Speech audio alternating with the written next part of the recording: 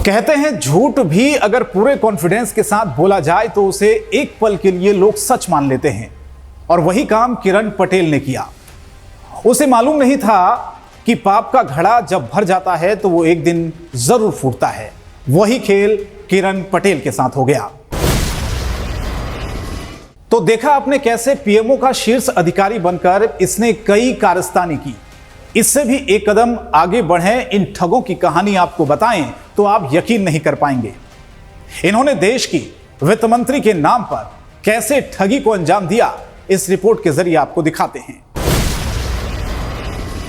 देश में फर्जी अधिकारी बनकर लोगों के साथ ठगी करने वाला गिरोह कितना सक्रिय है, इस बात का अंदाजा आप इसी बात से लगा सकते हैं कि देश की वित्त मंत्री निर्मला सीतारमण के नाम पर कैसे ठगी को अंजाम देने की कोशिश की गई थी।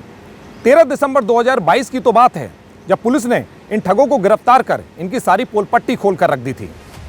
खुद को फाइनेंस मिनिस्ट्री का अधिकारी बताकर इंश्योरेंस पॉलिसी धारकों को ठगने वाले एक गैंग का दिल्ली पुलिस ने पर्दाफाश किया था।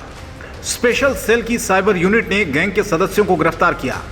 ये शातिर लोगों को अपने जाल में फंसाने के लिए खुद को वित्त मंत्रालय का अधिकारी बताते थे और लोगों को जो भी डॉक्यूमेंट देते उस पर देश की वित्त मंत्री के अलावा दूसरे बड़े अधिकारियों के जाली दस्तखत होते थे, जिससे लोग आसानी से इनकी बातों में आ जाते और ये ठग अपने मकसद में कामयाब हो जाते थे।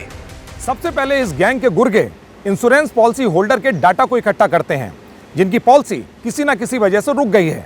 फिर गैंग के कुछ सदस्य एक एक करके उनको मेल भेजा करते हैं और उसके बाद लोगों को टारगेट करने का महाखेल शुरू होता है। दरअसल इस गैंग का मेल करने का तरीका कुछ ऐसा था कि मेल देखकर लोगों को लगता था कि मेल सीधे फाइनेंस मिनिस्ट्री की तरफ से आया है। ठग उनसे कहते कि जो रकम आपकी इंश्योरेंस पॉलिसी में फंस गई है वो उन्हें इंटरेस्ट के साथ वापस मिल जाएगी। बस फिर क्या था, पैसे वापस मिलने की खबर सुनकर लोग इनकी बातों में फंस जाते और फिर गैंग अपने काम को आसानी से अंजाम दे देता था।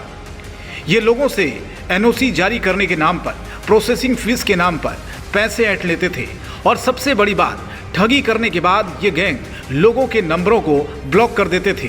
ठगी का शिकार होने के बाद एक शख्स ने मिनिस्ट्री ऑफ फाइनेंस से मामले की शिकायत की थी और जब पुलिस ने मामले की जांच की तो पूरा नेटवर्क का भंडाफोड़ हुआ। पुलिस ने इस मामले में जांच कर 4 आरोपियों को गिरफ्तार किया था। इस गैंग का मास्टरमाइंड मेहताब आलम था, जिसे पुलिस ने दिल्ली के मुस्तफाबाद से गिरफ्तार किया। पुलिस को इसके पास से 3000 लोगों का डाटा भी मिला।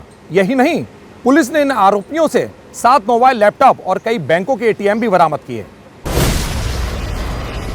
तो देखा आपने कैसे ये पूरा नेटवर्क काम करता था और इन ठगों ने तो देश के वित्त मंत्री के नाम पर ही ऐसी ठगी की, किसी को इन पर शक तक नहीं हुआ।